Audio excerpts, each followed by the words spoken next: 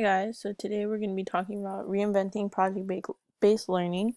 My name is Eliza Agredano, chapters 3 through 5 summarized. Okay, so in chapter 3, I talk about identifying the core concepts. Most importantly, what do you as a teacher want the students to take away from the project? Good projects connect with students' frames of reference, interests, and experiences. So what this is saying is a project will always be better for the student and for you is if they can relate to it. How will it help students develop important skills, attitude, and habits? Three things I took away from this mainly was that they analyze, evaluate, and create essential learning functions. In chapter 4, they talk about reviewing projects. When choosing a project to do, you have to be wise in what you choose the project to be. Quality varies even if you design your own. It's best to review others first. So this is basically talking about how you cannot never plan a perfect project because it all things always have flaws. So what this chapter is mainly talking about is making sure that you go through every possible flaw that can be in this project. That's what overcoming pitfalls is talking about. Reviewing past projects and seeing where there was issues and where it went wrong and see where those mistakes can be avoided. So for example, let's say you forgot to include an ingredient in a science project. So for the next time you give this project or for the next time you give a science project, you can make sure they have all the ingredients and everything that they need to make sure that they know what they're doing with the project. Continued. This one also talked about using technology in it. So at the end of projects, make sure the students are giving you feedback. So an example of this would be Google surveys. It teaches the students how to use the internet just to give you feedback on what they did.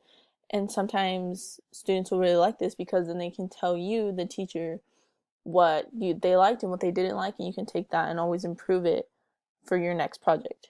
Send the students a link the assignments on, have them do the checkpoints online. And the checkpoints is being talked about in chapter 5, but checkpoints are to make sure the students are on task, that they're not just procrastinating until the end, and so you can also keep track and help them if they have any questions along the way. Chapter 5, how to make the assessment meaningful. The chart on page 98 is a chart which talks about the reoccurring cycle. Um, this reoccurring cycle, oh, sorry. This reoccurring cycle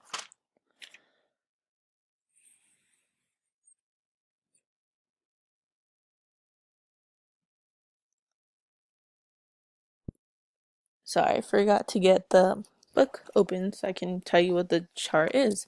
So in this chart, it talks about the objectives. What will the students learn through this project? And then it goes to evidence. What would they need to demonstrate to show what they learned?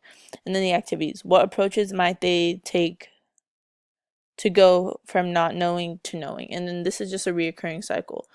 It's basically saying that the first step is always, what do you want them to take from this?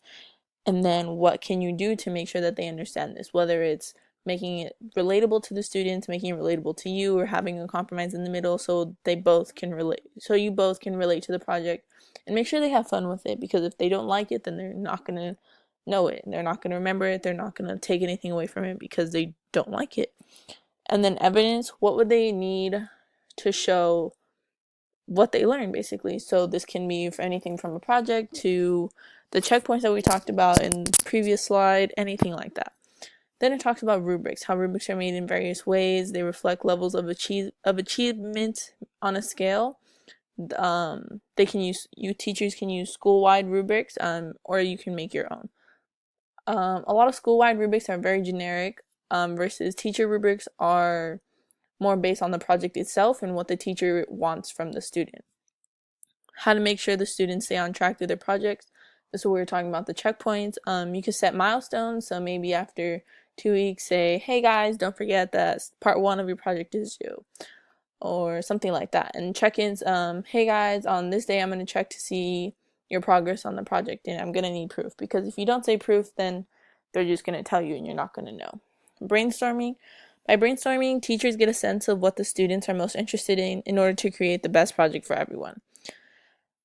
Teachers have 2 main goals: measuring students' learning in a summative way. And second, evaluating the quality or the perspective so the following time can be better. So what this is saying is you always have to make sure you know what the students want to learn and what you want them to learn, because if you just kind of go along with the project saying, oh, like I hope they learn this, then you're not going to get a good sense of what you should really be focusing on in the project, because if you give it a too broad of a topic, they're not really going to know what they're doing, and neither you. So it's just better to brainstorm ahead of time so you know what to do for the next time.